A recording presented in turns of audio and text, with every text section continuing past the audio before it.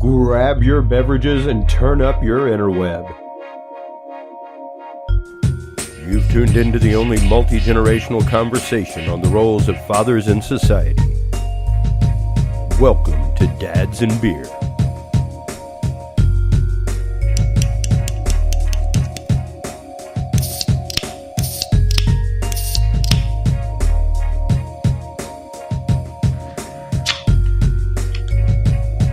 Well, hello everybody, and welcome to a long overdue edition of Dads and Beer. I am Chris Jordan, your host. With me today is Stone Winchester, a good friend, not just of me personally, but of the show as well. Other people too. Yeah. Other people as crazy. well. I know at least 5 people who like you and enjoy your company. That's Stone. One of them is your wife. We got 4 of them are related to me. Okay. The other ones, so. I'm just pointing, y'all. Stone is a great guy. He is also a father, not just a father, but one of the reasons I had him on is because he actually has children of multiple ages. Man. I mean, and ranging from college to late teen. To 18 and 26. Yeah, and that's just it. It covers a good range. So let's get into, first off, a little bit about Stone. What tell us a little bit about your background, what it was like for you coming up as a child. I always find that kind of... One of a lot of kids. How many? 6. Okay. So, yeah, big family. 4 parents, parents got divorced when I was 1 or 2, so, immediately got remarried. So I basically had 4 parents. Yeah. Since before I can remember, so. Yeah. A lot of parents to take care of a lot of people, So, I don't know, religious upbringing. What I wasn't really down with it, but I had to follow the rules. Got beat a lot because I didn't, but, I don't know, we had a lot of fun. And had a lot of bullshit. So just regular 1970s and 80s raising. Well, and that's just it. Now, the reason I ask is because I fully expect the fact that and I remember the day that I first heard my father come out of my mouth. It wasn't even like, anybody who listens to this show or Dudes and Beer knows my child is like just turning 5 months old. Like as this airs, he'll be 5 months old. But I first heard my dad come out of my mouth during a fight with my ex in Maine. And it was when I heard the words come out of my mouth, just shut up. I want a reason, not an excuse. Just give me a reason, not an excuse. And when I heard that come out of my mouth, I was like, oh my God. Oh, it'll get worse. Oh my God. My father was just a realist who just wanted somebody to make sense and be able to like take accountability for their actions. He wasn't a horrible, and after the fight was over and done with, I called my dad that night and I apologized to him. And I was like, I'm sorry for any time I ever thought you were an ass or were an asshole. Mm-hmm. I utterly deserved what you asked me because, I was giving you an excuse, not a reason for my actions. Not the actual reason. Yeah. So I find that a lot of the things that, good and bad, will come out. And it's my job to kind of not just explore those, but to acknowledge those, good and bad. Because there were good traits that our parents had. There were bad traits that our parents had. And how do we, differentiate and how do we, I'm not sure set ourselves up? I'm not sure you have a choice on a lot of it. Well, no, on how we were brought up, we definitely don't. No, and I don't even mean that. I think what you were getting at was how do you differentiate? Sure. What was the good traits? What are the bad? And what do you want to carry on? And which parts do you want to carry on as a parent yourself? And like I'm saying, I think a lot of them you don't have a choice on it. Yeah. You think you do. Some of it you do. You have a conscious choice of whether you're gonna. Some people can't control their anger because their mother couldn't control their anger, and it just is a reaction. Yeah. Thing, and they can't it's like they can't, you know. Like I told my mom, she was pretty hard on us, and she gave me a pretty good thumping when I was a kid, and rightly so. I'm not gonna lie. It took me until I was like 30 before I realized.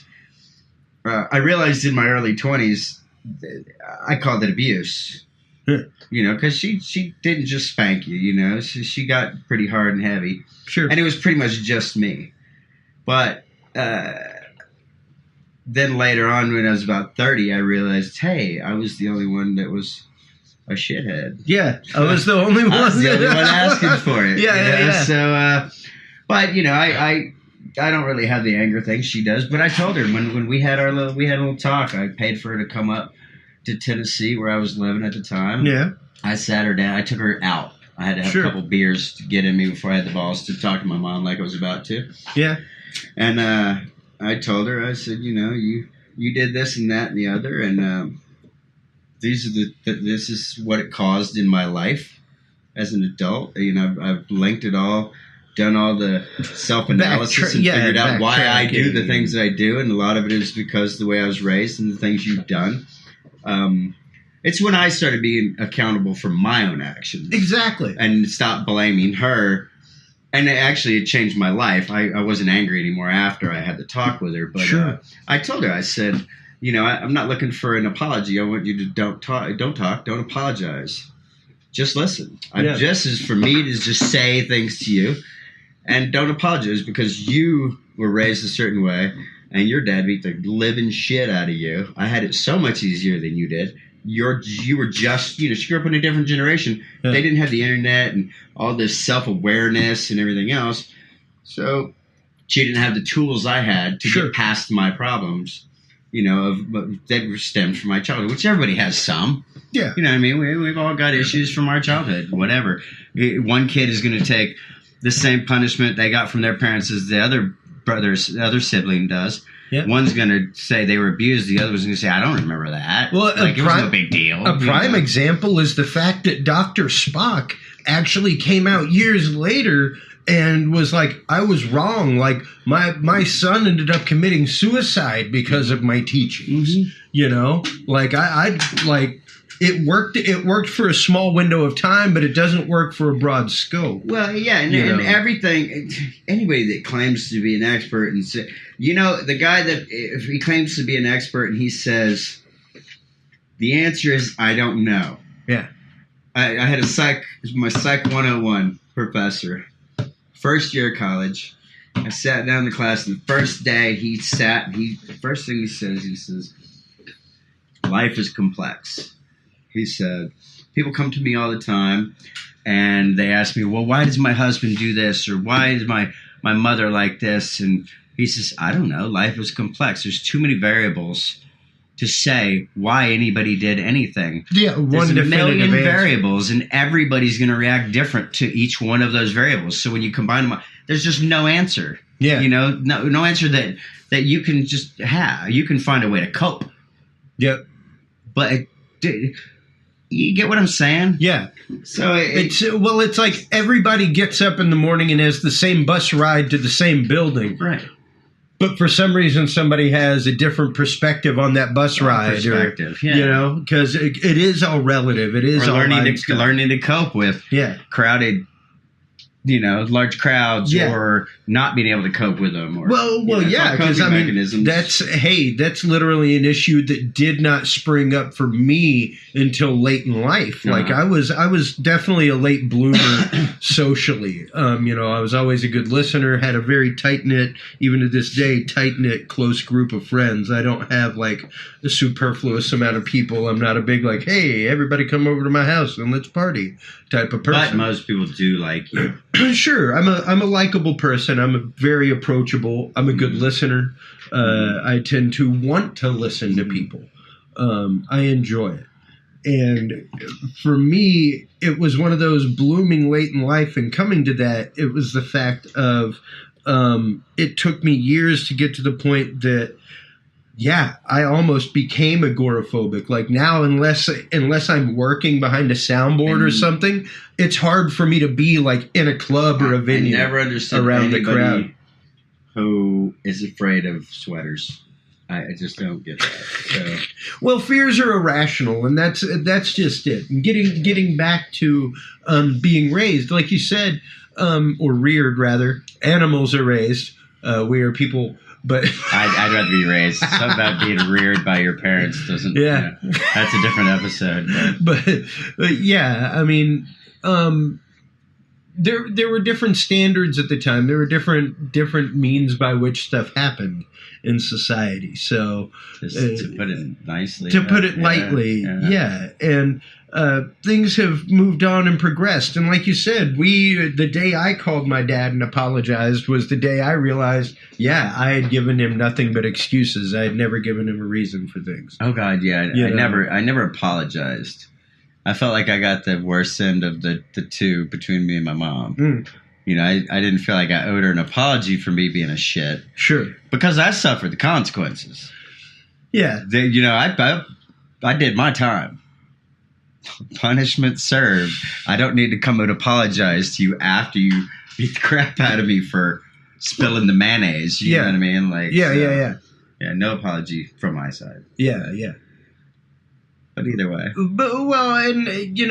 I guess the question comes eventually, what things do you, because my father is definitely not the example that I would give for, I love my dad. I love him. I love you, Dad. I know you don't listen to the show, but I love you. In case. And I'm quantifying that because I can be a bit rough on my dad. He is not like the dude that I would want to be the shining example of, like, there's your grandpa. It's really going to be more one of those situations of, well, yep, that's grandpa.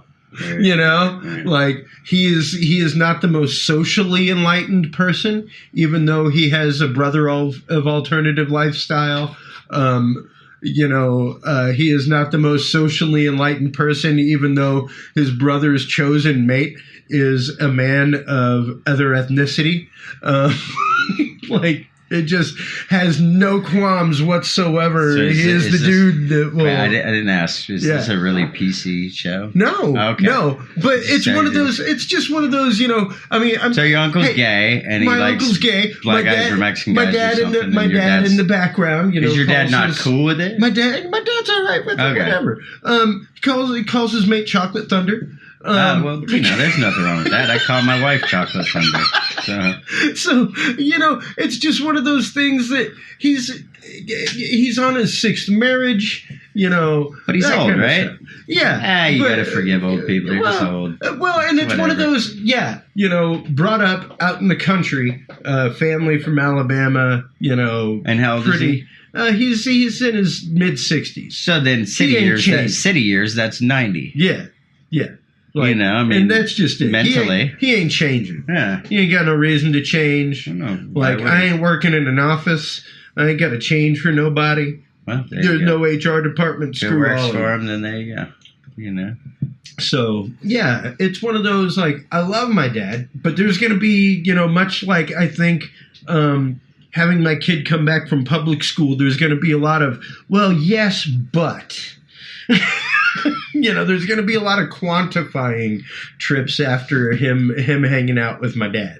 Yeah. Because I remember the things that would happen when I was with my dad, and he was not like the most appropriate of people to be around. And I love him, and he's great. And I love having a beer with my dad. Just another, influence on your kid that, like, you can learn from bad people, too. Sure you can. If anything, you're learning...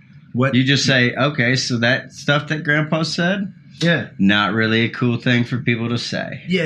And here's why. Yeah. So you're learning from them. Yeah. And it's you can learn from somebody how not to be as much as you can learn from them how to be, and it's equal. Yes. Equally as rewarding. Yes. In life. I think you of all people, especially as a father of interracial children, especially. Mm-hmm. Have a unique perspective on that, because you've shared on Dudes and Beers sometimes the issues that like the trip that you and your wife made to Walmart, where you walked out and they didn't stop you for a receipt, but then they stopped her right behind me. Yeah. Like directly behind you. And I pulled out my white privilege quick on that one. Yeah.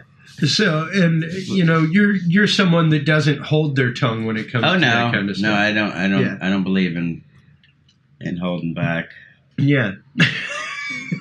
Part of the reason my mom beat shit out of me when I was a kid, but yeah. I don't know. Truth is to be spoken. It's the way I feel. Yeah, yeah, and I mean, for me, like I said, it's whenever I think about, especially now, like I don't know, I didn't really see a lot of innate racism in the schools that I went to, anything like that.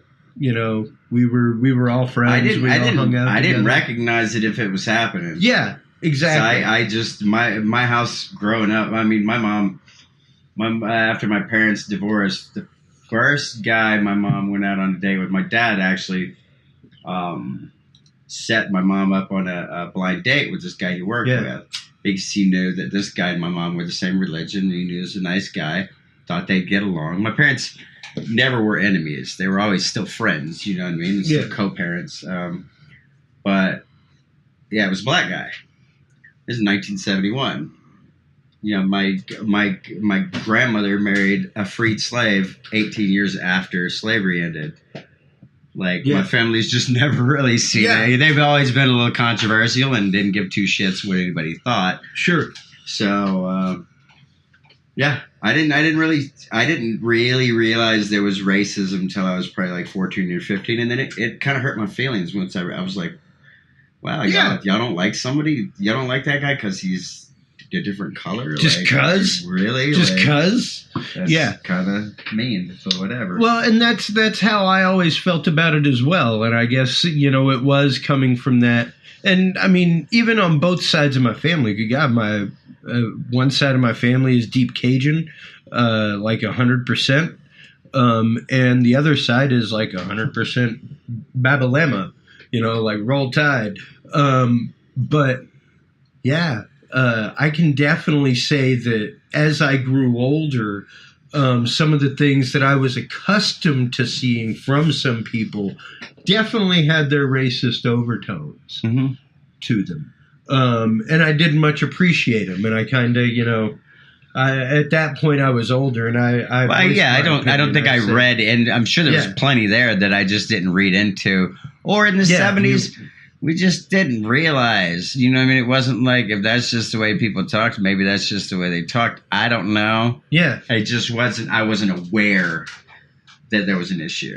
Yeah. We always had, my family was always, we had Hispanic friends, and we had some of my parents' best friends were a black couple, the Washingtons and their family, and the Gibsons, who were also black, and then there was some people from South America that my parents were really good friends.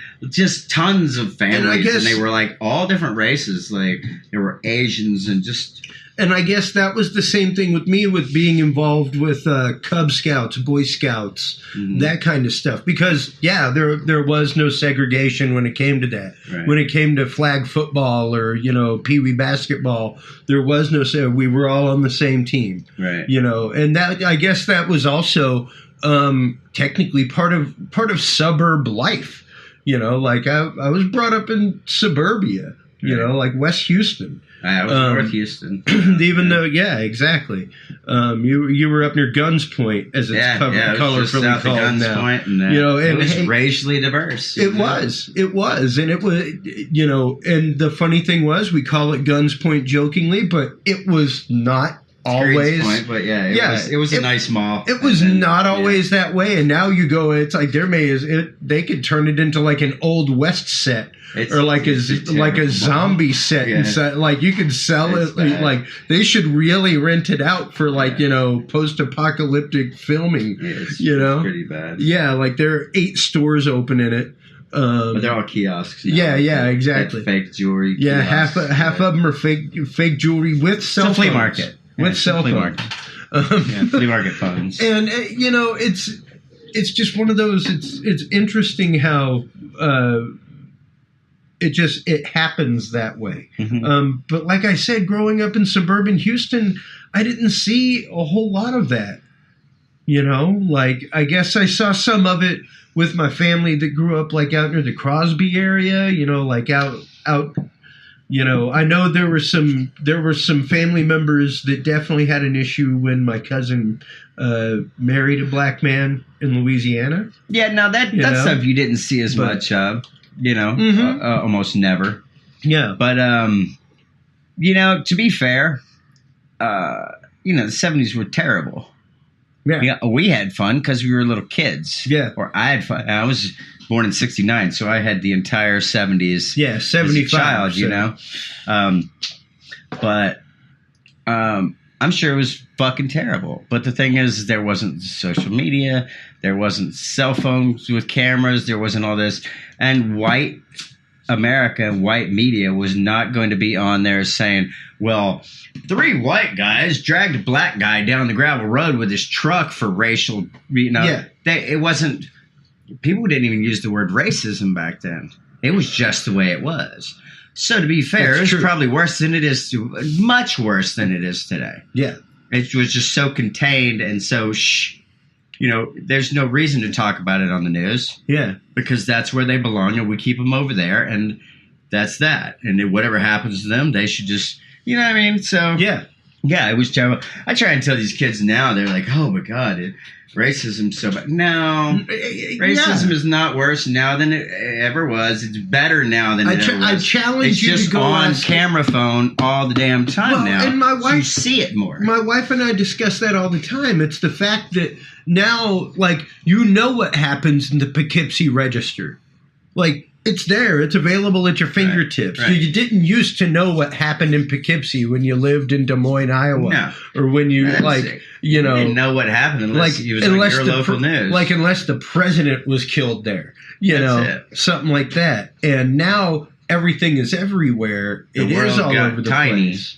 It got to be a real small and intimate place real quick. And everybody knew what everything was going on. And Well, and that's just it. And it has led to almost a Gladys Kravitz mentality. Mm-hmm.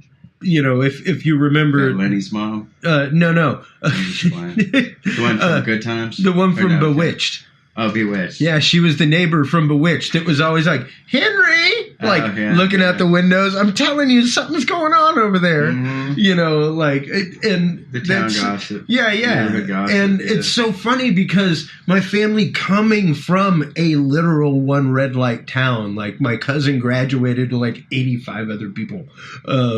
You know, like there is a ditch in town that to this day people just said, white people live on this side and black people live on this side, and Mardi Gras comes and one of them's going to run on the north side of town, the other's going to run on the south. There's a good chance that in that town, both sides of that ditch are happy with keeping those other people on the other side. Both sides. They are. Because they're like, well, those people over there on that other side of the ditch are kind of dicks anyway, so keep them over there. Yeah. They're white and they don't like us. Fuck them. Stay over on your own side of the ditch. And it's not even that. Like, they go to church together.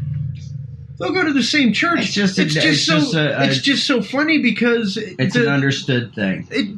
And like even the Mardi Gras inside that small town have different cultural things that happen within them. Mm-hmm. You know, so it's like they literally swap which side of town the Mardi Gras run happens on. One year, you know, the black folks will, you know, do their Mardi Gras on the south side. You notice how he said black folks really weird, like from black folks. Well, but I'm just messing with you. Yeah, but but it's odd that, you know, like I said, it took me, like you said, until teenage years to see that start to happen, and that's when, like you said, that's when you started to notice. Yeah, and when it really got to where it was like, you know, I'm not okay with this. Like, it's a joke up to a point.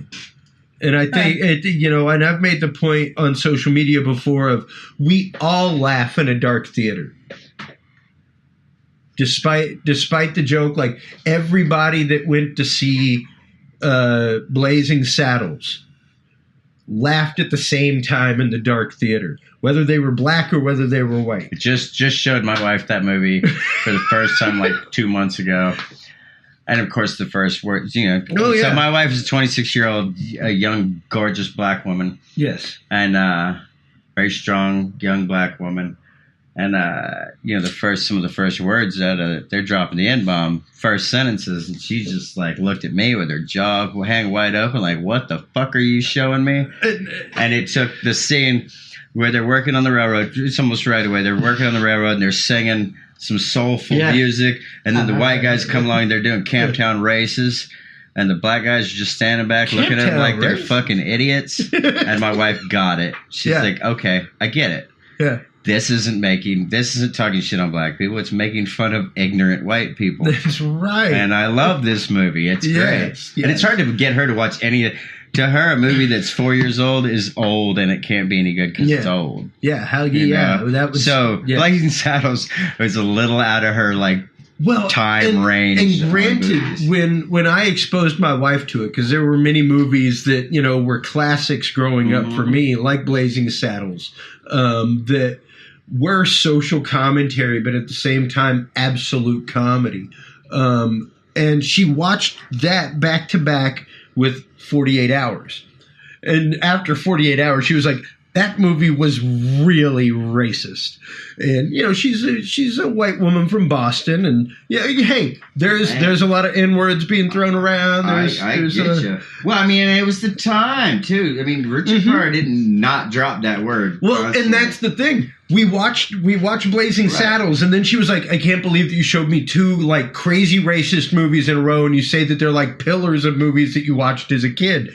Shortly afterward, Richard Pryor died. Right. And we watched a biopic on him, or biopic, however you want to say it. And literally, she found out that Richard Pryor was supposed to play the part of the sheriff and had written all of those lines. And she was like, oh my God. Okay, so like that oh my God. The research I had done recently on it, so apparently Mel Brooks wrote all of the black parts. Yeah. And Richard Pryor wrote all of the white parts. So when the white people were dropping the N-bomb left and right, it's because Richard Pryor wrote that shit. Yeah. And then Mel Brooks was sitting there making fun of the white people by writing the black parts of how ignorant they were seeing the white people as. It's just like whenever they make the deal, whenever the railroad workers make the deal with the townsfolk, he's like, we'll give some land to the niggers and the chinks, but we don't want the Irish. Right. It's just such a funny commentary to what was going on in the country at the time, in the Old West. People don't realize what actually transpired back then. Everybody's got their own little view of what happened, and they're ignorant to the truth and the facts. And the facts are, period, life just sucked for everybody back then. It did. I mean, life sucked. You had a short lifespan. Everybody reeked of shit. They stunk. They fucking breath stunk. They all were fucking ailing from something. They were probably drug addicts. There's so many drug addicts back then. You could just go into the general store and get a bottle of freaking laudanum, and all of a sudden you're a junkie. It was just a terrible time. Nobody had it easy. Opium tents on the side of the road. Yeah, nobody had it easy. It was terrible. Have some opium. And that's just it. Is number one, yes, I want to be able to pass those movies on to my kids. Of course, I want to be able to share them with them when they're of age. Yeah, 21. Not when I watched them 8 years old, because they were on HBO and Dad was out golfing. They have to be advanced enough in their brain growth to appreciate get what the hell, and you got to explain it to them first. Yeah. But, and by the time Galvis and Jackson are old enough to watch them, it'll be so far removed from anything like that. Yeah. Even my 26-year-old, so far removed from any of that. Where do you think that removal will be?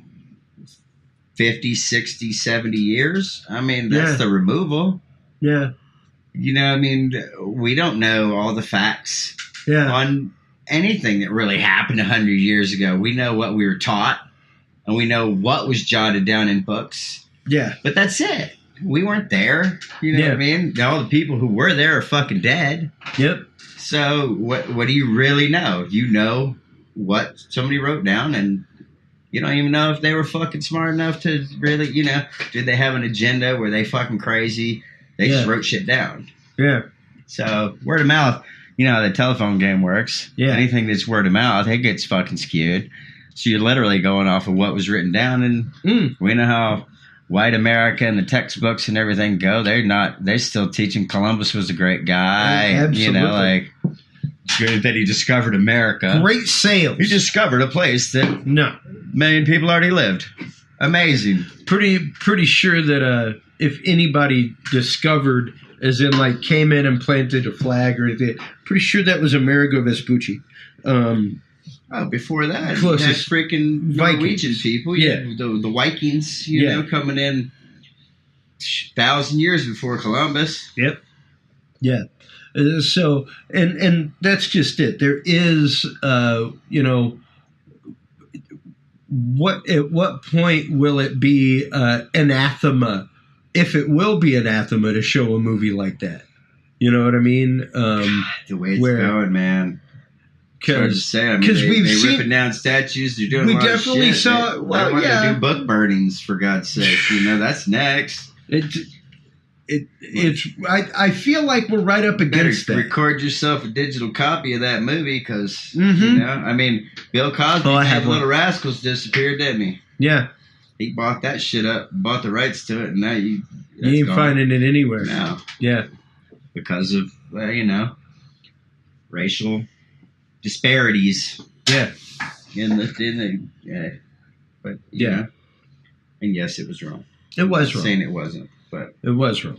But it was more a sign of the times and the way things, they took it a little, what is this, Little Rascals supposed to be like the 50s? Yeah. My curiosity... They did have him looking like a slave straight out of the 1800s. But. No, but they definitely had him looking a little Huck Finish. Yeah. In quite a bit of it. He was a little po' boy, for sure. But my curiosity is, why is it you can still find shit of Fat Albert out there? Wasn't he doing the same thing? Hey, whenever he did the voices of Fat Albert and everything else, doing a caricature of a people? No, I mean, not really. I mean, I get what you're saying, but Fat Albert was never...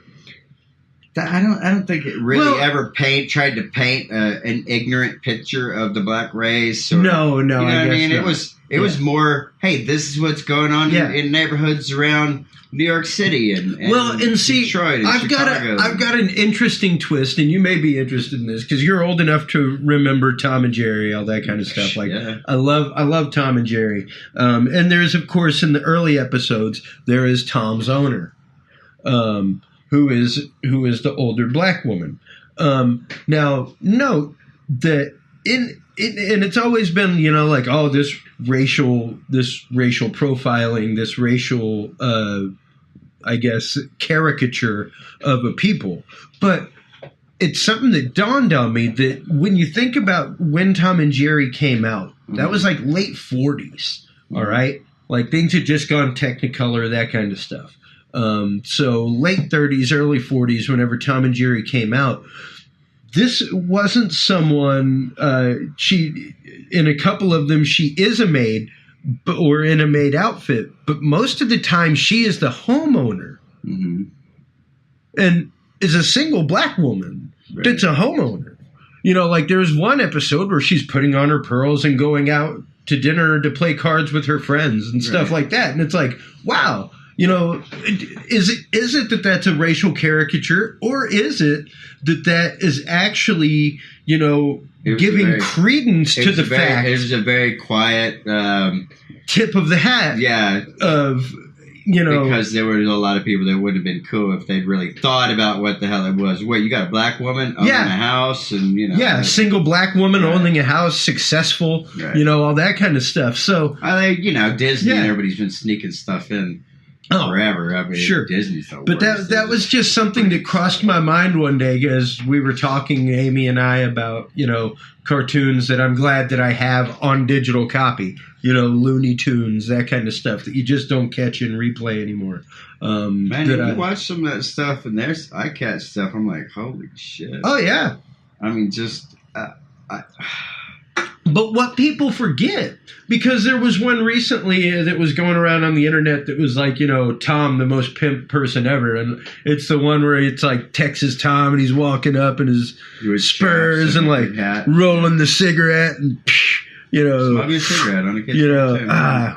No, here's the thing. When that came out, that is when cartoons were made before the newsreel, before the movie started. So it wasn't for kids. It was for grown-ups. It became adapted for kids. Now, like the Flintstones, being in commercials, smoking cigarettes, that was them trying to twist some kids' minds. We were just in the theater the other day, and they had that "Let's all go to the movies." Yeah, let's all go to the lobby. And I told my wife, I said, there was Dawn. I'm like, babe, that before every movie when I was a kid, there was a cartoon. Yeah.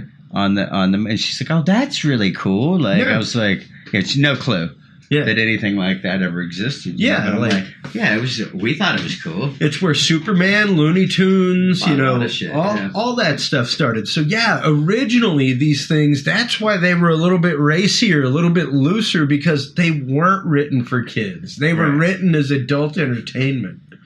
Man, there was. I remember there was so much shit That's why they made cartoons. fun. That's why, they turned Yosemite Sam into Hitler sometimes, and stuff like that. I was just about to say, there's so much shit. I remember so much shit on cartoons. Words like jackass that I had jackass. No clue what the fuck they were talking about. If it was made for kids, why would they use the word jackass? Right, and they'd have some. I'm guessing a cartoon of some politician he'd come walking in or whatever. Yep. They'd make all these references that were clearly super adult. I had no clue who the fuck these people were. One of my favorites ever was one, and I want to say it was by Friz Freleng, who was the guy that did Tom and Jerry and stuff. Right. But it was the one about the kid in school who was like just daydreaming all day. And he like goes to war and he comes back as like MacArthur and stuff. And he's all like shot up and everything like, but it's like the middle of history class. Right. It's like, it's just this kid's world and imagination all day. But and he's like, what kid's gonna know who the hell MacArthur is? Well, and granted, a lot of the cartoons, like say the episodes of Ben and Jerry, or not Ben and Jerry, Tom and Jerry, and all them. When I was a child, for all I know, they were reruns from 20 years earlier. Oh yeah, they were referencing shit that was definitely earlier than my time. Yeah. So I don't fucking know. Like I said, any of these, we just watched and stared at the TV. By the time we came home from school and saw Tom and Jerry, our parents had seen Tom and Jerry in reruns at the drive-in movie. Oh, not my parents. You know what I mean? Yeah.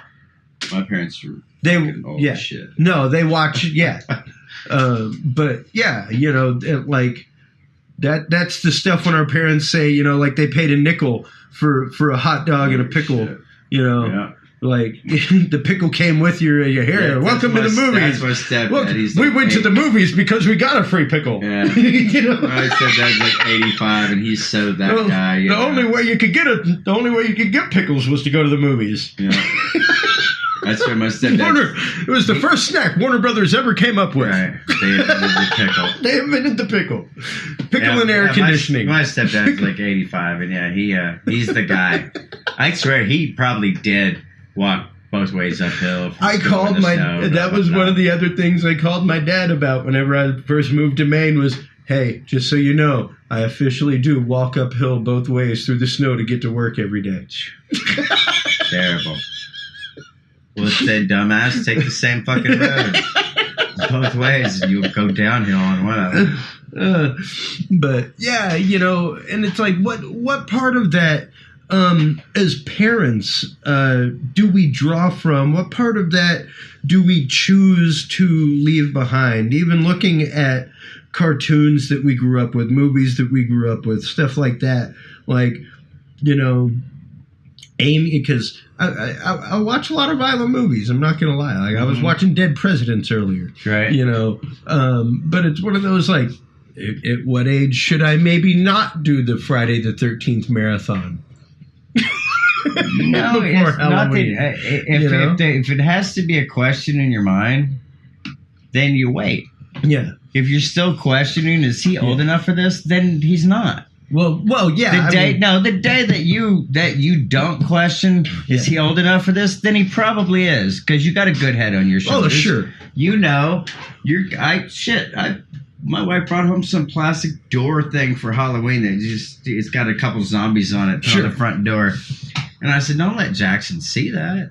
Oh, why? Like, it's a couple of fucking gross ass looking zombies. I don't want him having nightmares and shit. Like, well, that's just it. Like I'm saying, I've got a 5-month-old. I know my child developmentally does not know what's going on. That doesn't mean that an image won't stick with him. That's it. Exactly. And it doesn't mean it won't subconsciously stick with him and be traumatic. Yes. Something like post-traumatic stress disorder can come from literally almost anything, depending on how the brain translated what it was seeing. Yeah. You know, so without having a conscious memory of a lot of people who something traumatic, really traumatic, some kind of abuse, sexual or physical or whatever traumatic things happen. As my first wife, something happened to her before she was 14, because she doesn't remember almost anything from the time before she was 14. Yeah. And so she went to the doctor, the psychiatrist, and was like, you know, should I get hypnotized and figure out what the hell's going on? And she said, you know what, the brain puts up walls for a reason. Yeah. She said, we can knock that wall down, but you might be 10 times worse off finding what the fuck you aren't remembering. Yeah. Your brain had you forget for a reason, you know? Yeah. So yeah, you know, I don't know. I tried to shield all my kids from too much. You know, 14 was still a little young, even for Rocky Horror Picture Show to me. There's no reason to have those questions. Yeah. You know, in your head, why is that guy dressed like that? Yeah. Is it something he should be ashamed of? No, but, you know, you're 14. You don't need to, you know, it's just not South Park, not for a 14-year-old. Yes. I don't think so. I don't give a fuck that it's in a cartoon format. Yeah. That's a grown-up fucking cartoon. Yeah, it is. Period. And I can say that from experience, because when that came out, I was a youth minister. Like, I was assistant youth minister at the time when that came out. And I remember, you know, like, we go out for drinks afterward and people would be like, oh, did you see that South Park on Wednesday night? You know, stuff like that. But I also remember hearing kids talk about it. And I mean young kids, you know, like 10, 12 years old, stuff like that. And it was like, they have no need to know that kind of topic. That if it's not something that you turn on in front of your grandmother, thank you, then your fucking kids don't need to see it. You know, and that's because your grandma probably has a good sense of fucking what's right and wrong. I'm going to pull it up on my phone here, and it's rare that I pull my phone out during a show. Stone can attest to this. Mm-hmm. I think he's been on an episode where my phone actually rang in the background once. But on my phone, I have a image saved of the actual rules of Dudes and Beer. And let me find that, because I don't know that you've actually ever been read the rules of Dudes and Beer. But I think I was told there's no rules. Well, don't piss on the equipment. Yeah, you know that general stuff. In here, things like that. No smoking because we got a kid. Yeah, no smoking in the studio. All that kind of good stuff. There it is. There it is. Touch my chaos later. There are for people, especially whenever there have been like people that I don't know coming on the show. It's number 1, be nice. It's okay to feel things, even to be upset, but please refrain from angry name-calling or mindless bickering. Respect makes the world go round. We have a unique point of view on the world and reality. Your view does not discount or invalidate the view of others. Right. Number 2, this is a conversation. Our audience needs to know who we are as individuals, not as a rabble of jabbering over each other. Again, respect is the key word. Please try not to talk over each other. Try to address each other by name. Not every sentence, but here and there when you respond to someone, please use their name in casual conversation so the listeners know who is speaking. Number 4, we talk about a lot of things on Dudes and Beer. No topic is forbidden, truly. However, please do remember that while we are a show that includes alcohol and more than likely an 18 and over audience, that does not mean we have to be low. This show is being recorded and will be posted in its entirety on the internet. Your boss may listen. Your grandma may find it. Heck, your kid's teacher may hear it. So consider this your disclaimer. Again, you're being recorded and this will be available for the world to hear. If you think you'd get in trouble, just don't say it. There you go. Finally, have fun. It's a bunch of people sitting around talking. It's our personalities and conversations that make the show. Stuff like that. But even there, in the 5 simple rules of Dudes and Beer is Your the grandma. fact of your grandma may be listening, Man. dude. You know? Like, And you know what? I wasn't afraid of my grandmothers. Fuck, I loved my grandmothers. I had the best But fucking grandmothers. that's what I But was they always were taught as very well. much grandmothers. Yeah. You know what I mean? And Why are you doing that? You know, and I to this day, I've probably said 5 curse words in front of my father, and he's the cool one. Yeah. My mom, not a one. Yeah. I said the word funky one time, and I got smacked because it's too close to the other word. Yeah. So, yeah, my grandmothers, I could not imagine ever saying anything. If my grandmother saw South Park, they would have just... Oh! They'd start crying, and, like, they Oh. just the sweetest Yeah. ladies, and oh, my God, I can't believe somebody would say something like that. So, yeah.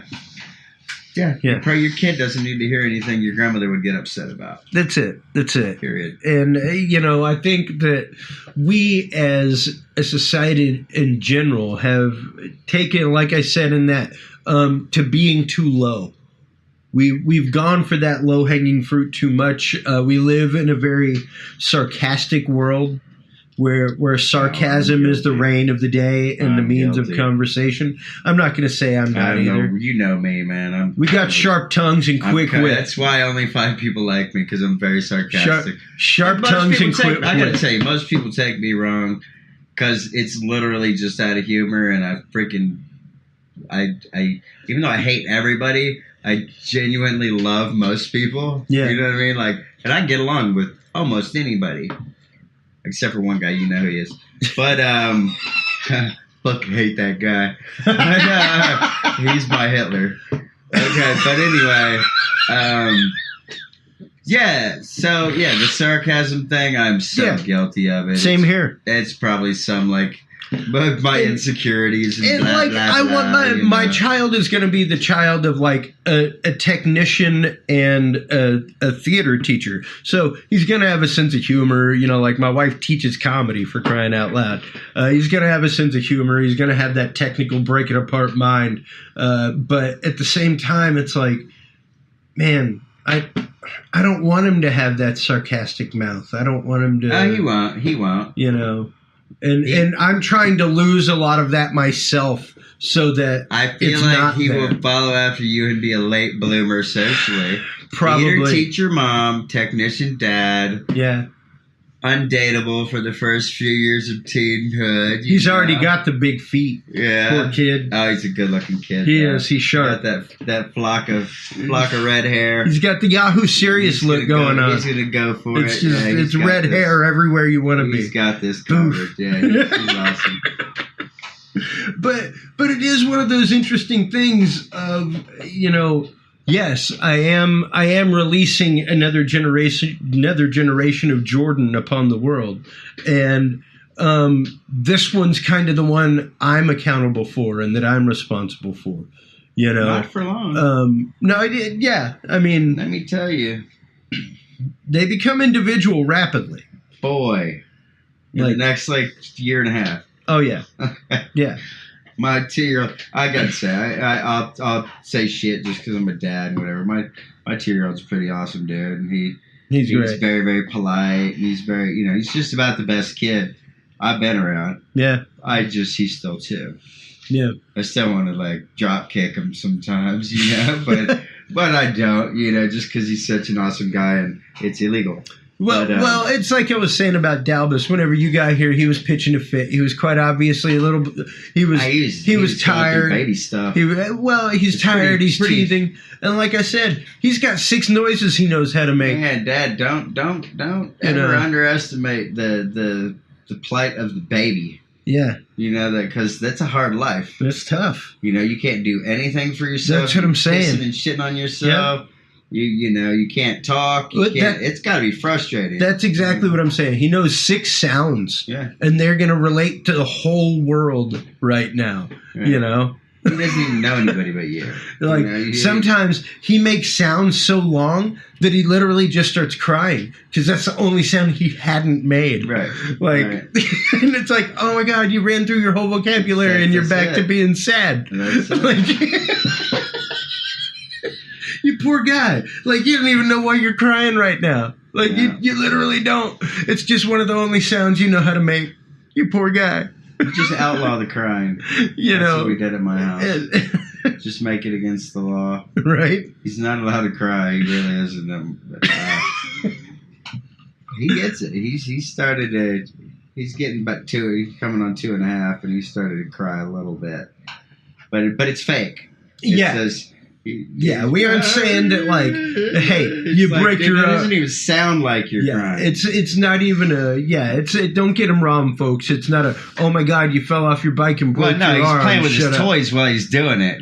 You're turn around, let me see your face, and he turns around. He's not. It's not even a sad face. He's literally just making the noise. Yeah. Shut up, dude. You're being a clown. Quit vying for attention. I have been doing this parenting thing a long time. Well, and that's a lot of the reason why I started this show is because I know, and it was interesting to me that the first 2 guests that I had on were actually people that I know that have been fathers, one of them for 10 years, another one for 5 years, and they're both easily 10 years younger than me. Mm-hmm. I was 21 with the first one. Wow, and I know fathers of so many different ages, but when it comes down to it, I think that we're all basically striving for the same thing. There's a lot of difference. There's a lot of difference in culture, a lot of difference in upbringing. Like I said, that kind of stuff comes into play, whether we like it or not, folks. It's us retraining ourselves and our behaviors as this journey happens between parent and child and parent. It is for a long time a parallel journey in life, especially the first time around. We're both learning from each other here. Oh God! So my biggest advice to anybody that's thinking about having a kid is don't. Just seriously, there's absolutely fucking no need for you to have a child. It's not. Okay, so they say, oh, but it's so rewarding. So you got a whole week of shit and hell to hear them say something cute or make a coo and bat their eyebrows at you. And now it's so worth. No, it's not fucking worth it. It's a pain in the ass.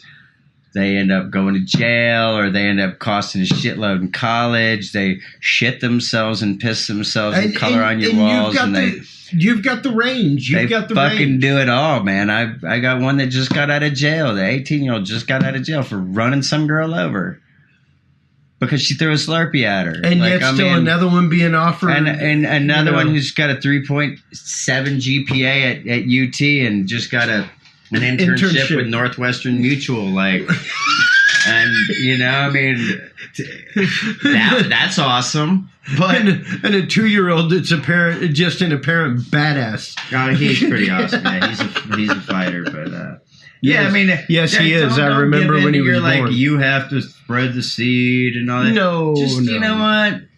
Enjoy yourself. Let other people who have them do it, and don't give it any of those call of nature. Blah blah. Gotta have. Quite literally. Fuck your mom when she says, when are you going to give me a grandkid? Be like, when you pay for it. Yeah. You're for real.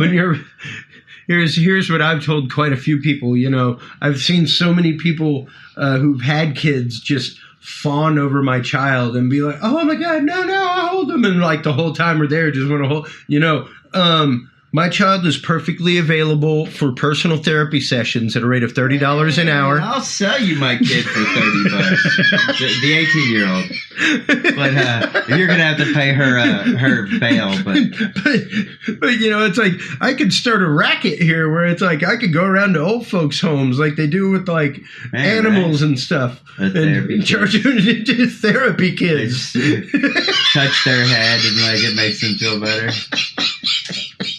Yeah, why do I have to pay you to babysit? Yeah. This is convincing I'm flipping this whole script. Yeah, exactly. I'm flipping this whole script. Not a bad idea.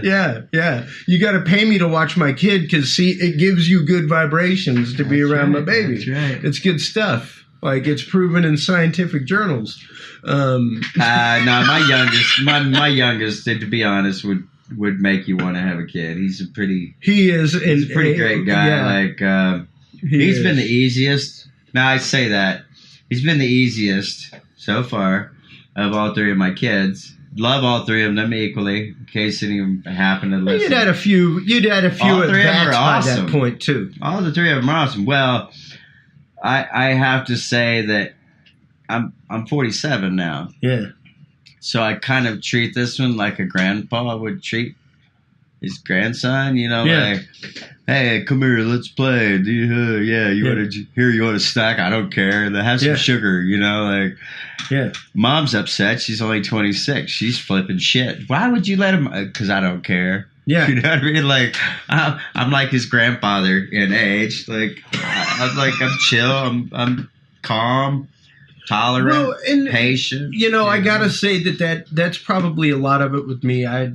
I do have sometimes the anxiety can kick in a little bit, but wait till he's 2. I taught ages 4 to 40. I dealt with I said elementary 2, not 4. Yeah, 2 is way worse than 4. That's just it. 4 they start to listen. There's a gap in there. There's a gap in there is what I'm saying. Where my experience comes, I was just telling a friend the other night. Where it was into month 2 where it was like, oh, wow, yeah, I'm not watching this kid. Like, this is my kid. Like, I'm not like babysitting, Right. It's not like an extended loan here. Like, this is mine. He fucks your shit like, up. You're the one that's paying for it. Yeah, like I got the title on it. No, your kid broke my shit. You need to pay for it. No, your kid broke your shit. Yeah.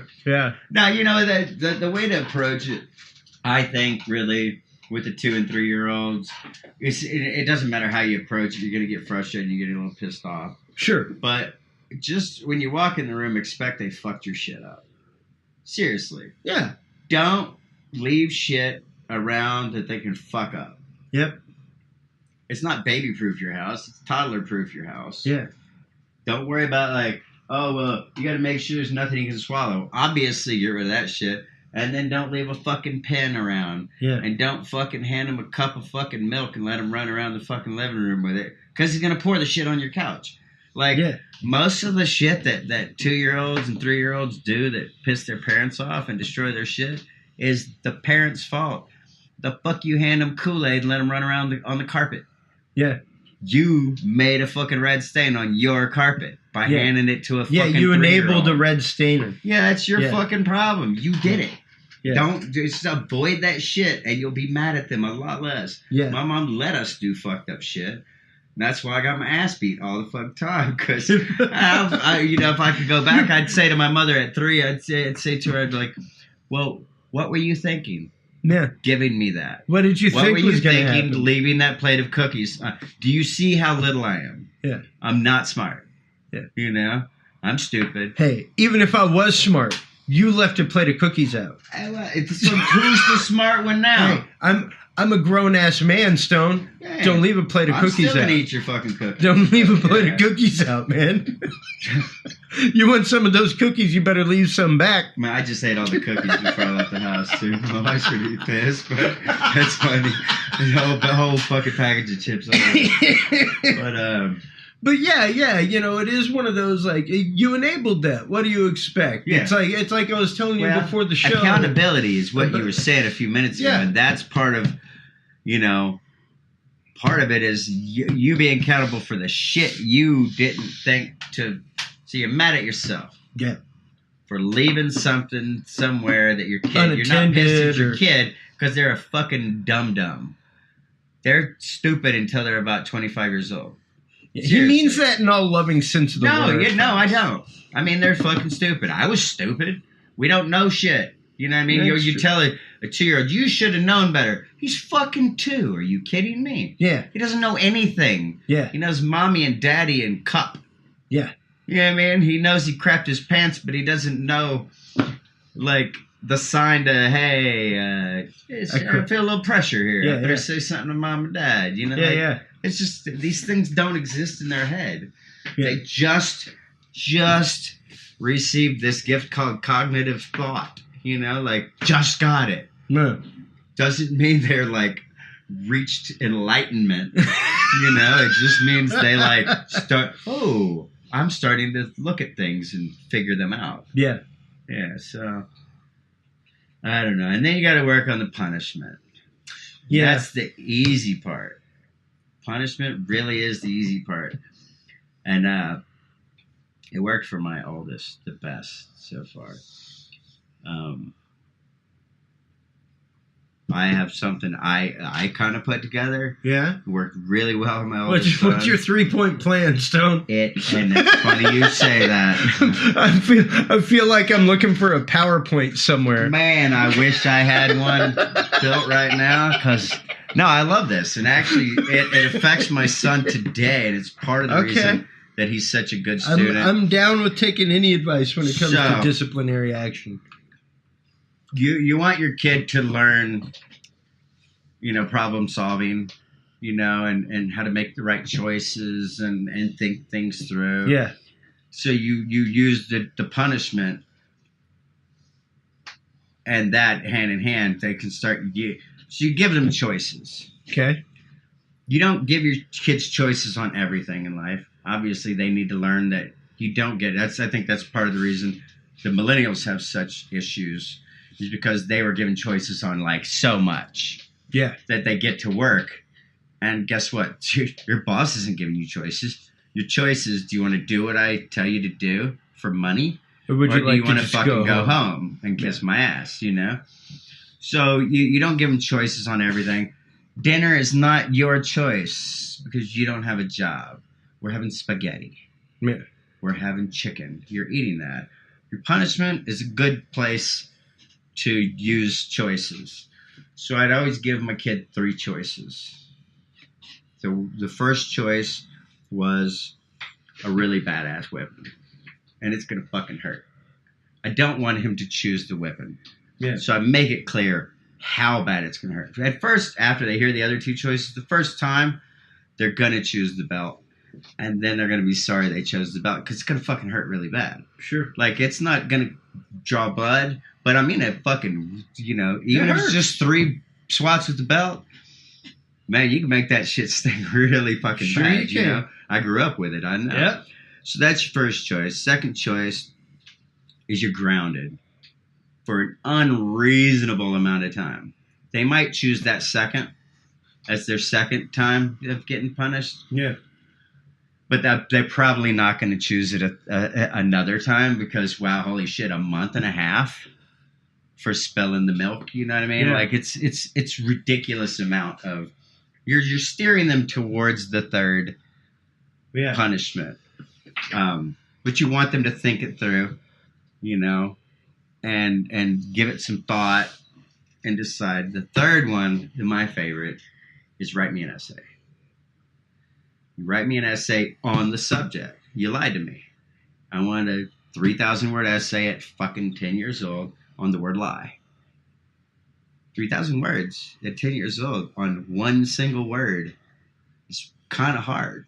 You know what I mean? It's a lot of fucking writing.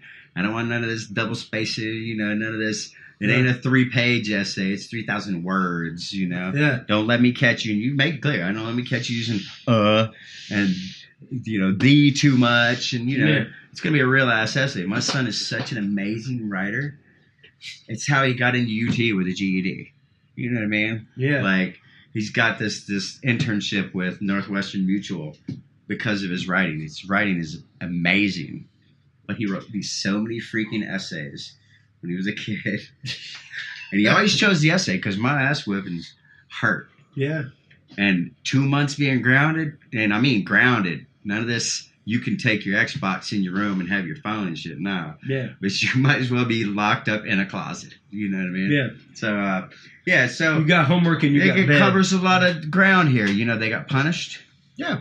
They got to use their head and think through, like, what's the best route? What's the best choice here? Yeah. And then they probably developed some really good writing skills. Yeah. You know, so... And you gave them a choice, which made them feel like slightly you handed empowered. them, a little empowered. Like, I'm choosing my destiny here. Yeah. You know? And I love it. This is just... it worked out for me. I like it. So, and I only had to give one really good ass whipping. That's all it ever really takes. No. I mean, I know some people, it did for me. I know a lot of people that it did not. I am so stupid or something because from kindergarten to graduation, I bet I got paddled every single day of schooling. And they didn't play at school. Yeah. That big ass board, that shit hurt. Yeah. So apparently, like, it doesn't take. Yeah. Some stubborn people, it takes a little That's longer. true. That's true. 15 years, 14 years. Well, and that's just it. We'll talk about that in later episodes because you'll definitely be back on.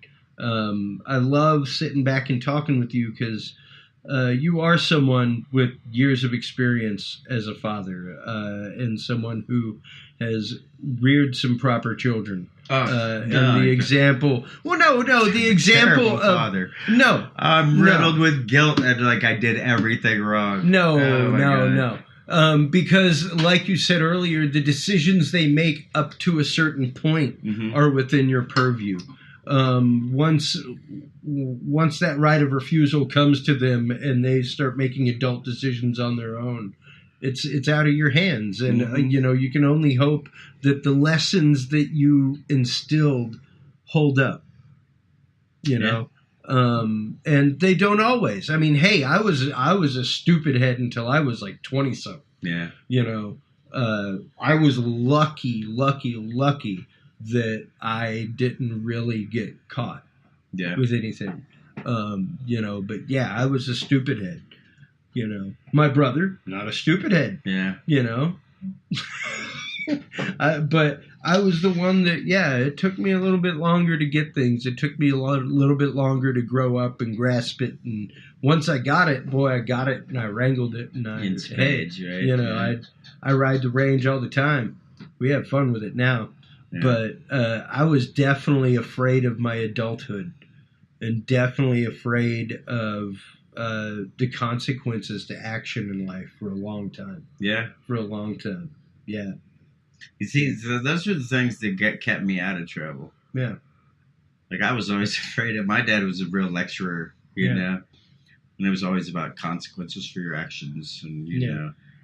So I had friends that were going out to do fucked up shit, Yeah. I hung out with fucked up people and bad kids. Oh, yeah.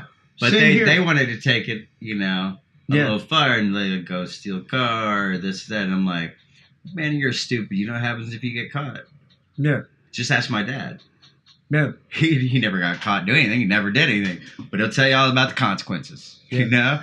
I'm going to think about everything I do, and is it worth it? Nah, dude. Why do you want to do that? No. So, and I paranoia, I called it back then. I do think the fact that I did a lot of those things for the fact that I'll be able to spot a lot of those things. Yeah, okay. All right, so here's the new dad. Let me tell you something now. Oh, yeah? Yeah, they have new ways now? No. They have new methods?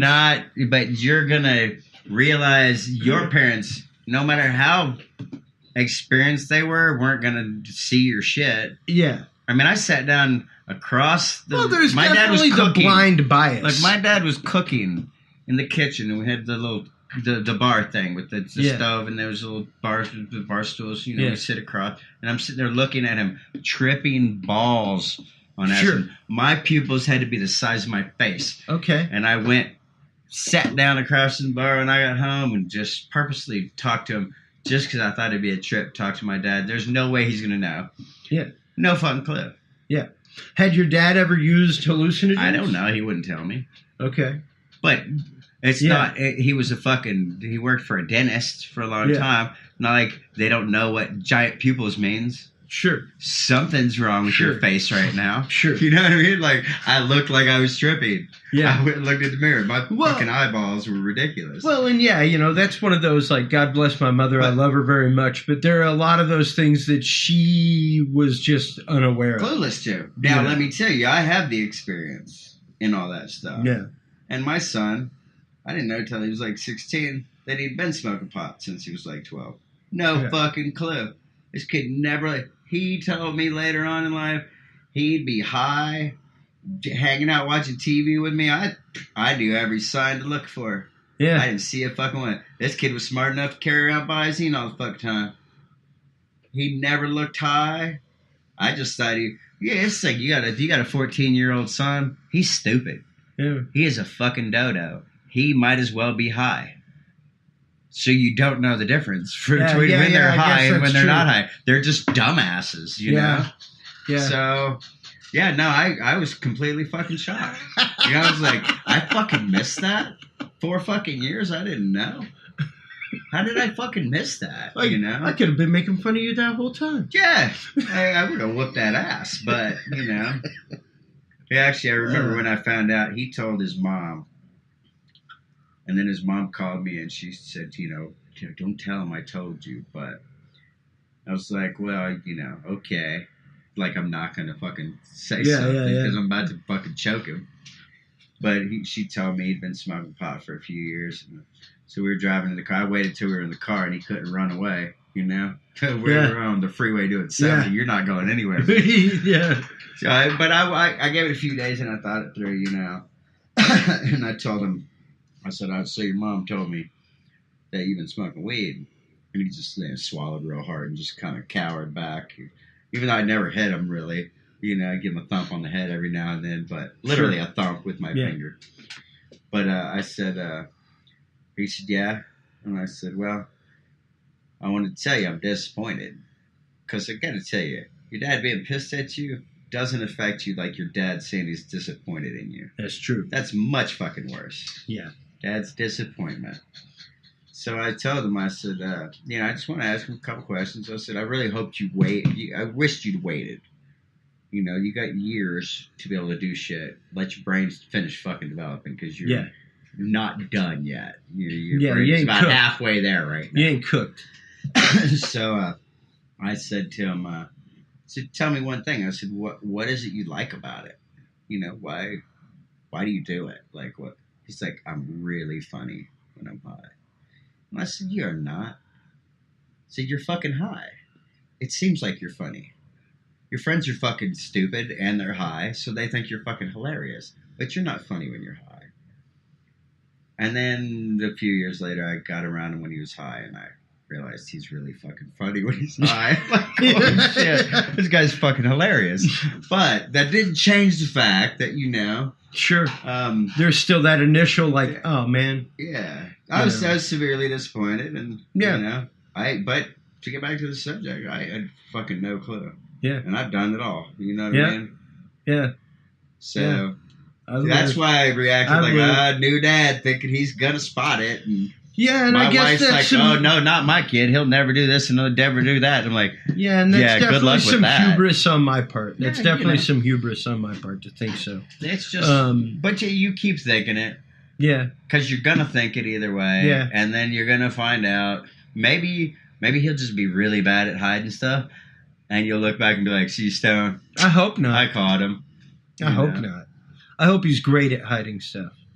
Because that's a skill set in and of itself. As long as you can hide it from mom. Yeah. Yeah. Because you as the dad can handle it differently. Yeah. Mom's, the second my son does anything guy-like for the first time, my wife's going to shit. She finds a porn mag under his bed. It's over. Oh my God, it's over. Yeah. Yeah. he better be a virgin till he's 30. You know, Yeah. like, yeah. Well, good luck with that. Yeah, virgin till he's married. Or you 2 walk years in and catch after. him with some little girl up and Yeah. you know, it's Yeah. you're gonna have a heart attack. Some half-naked girl hanging out his window. Yeah.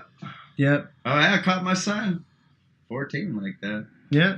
I kicked the fucking door and apparently I almost broke this girl's nose. I didn't know she was fucking hiding by the door. It's all like, why you got the fucking doors locked? You know, you don't lock doors in my house. I kicked that motherfucker open. Oh, yeah, that was there's the some rule in our half-naked house. girl with a bloody nose back behind the door.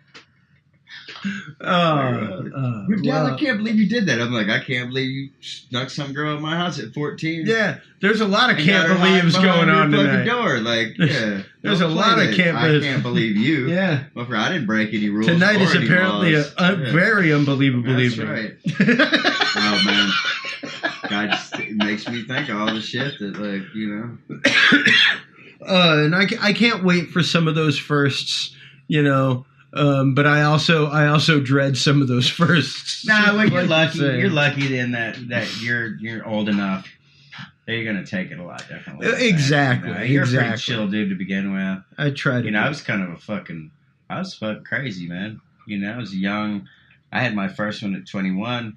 You Yeah. know, I was still getting in fights all the time with people, and like, Oh yeah. I was a little wild motherfucker. You know, Yeah, no, so, I like, definitely waited till I was 40 to have my child, and I'm That's very not a bad thankful. idea. Yeah. I am very thankful for that. Very thankful. Okay, so I take it back, people. If you want to have a kid, wait till you're like 35. 35 is a great age. Yeah, You got a lot of shit out of the way. Hopefully, got your career in order. You're calm. You're more I patient.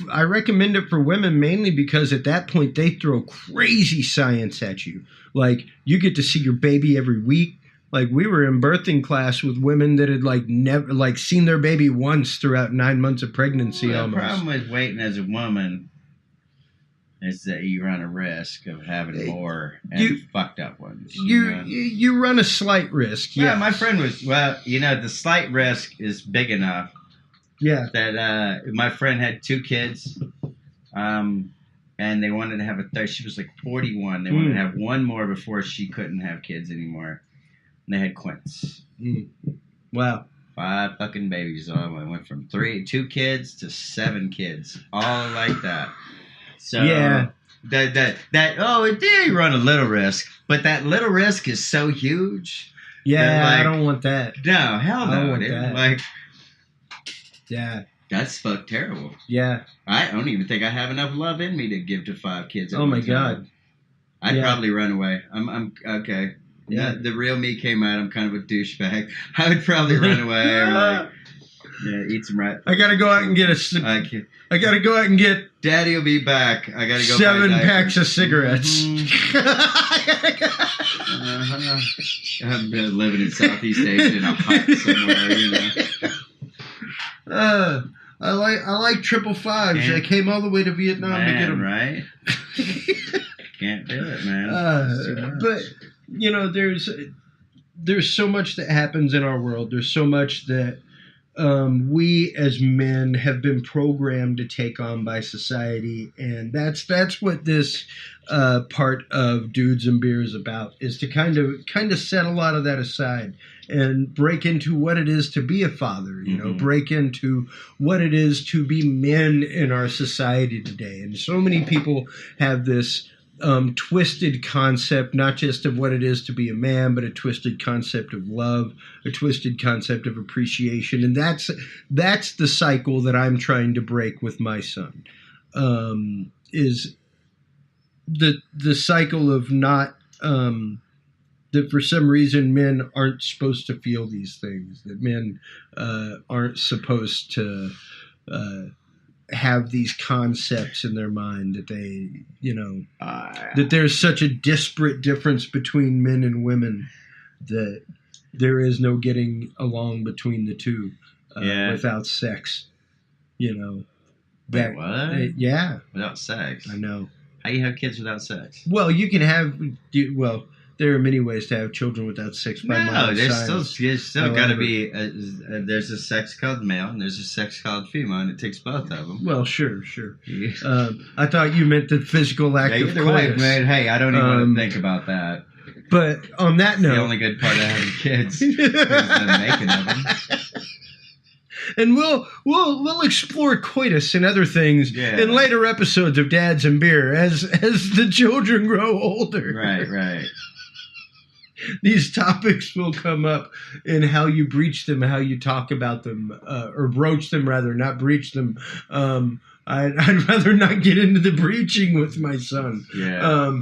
So, yeah. On that note, Stone, thank you so much for coming and talking tonight. I always have a great time talking with you because it is such a natural conversation. You're right at my brother's age, just about 5 years older than me. And the view that you have of the world, the view that you have of society, and the life that you live is different than most. So thank you so much for coming on and talking about stuff. Yeah. So, It's always a pleasure. like I said, we will definitely be having you on more with Dads and Beer and stuff like that to talk about issues in society, how fathers take them, how we as men are supposed to handle them. So until next time, everybody, take care of yourself, take care of each other, and if you can't be good at it. We'll talk to you soon. Later. Bye-bye. Thank you for tuning in to this edition of Dads and Beer. To listen to our audio streams and chat with us live, download the official Dudes and Beer app for both Android and iDevices, available on the Google Play and iTunes markets. For more episodes, content, and information, visit us online at dudesandbeer.com. You can also find our episodes on Spreaker, SoundCloud, YouTube, Stitcher, or your favorite podcast service.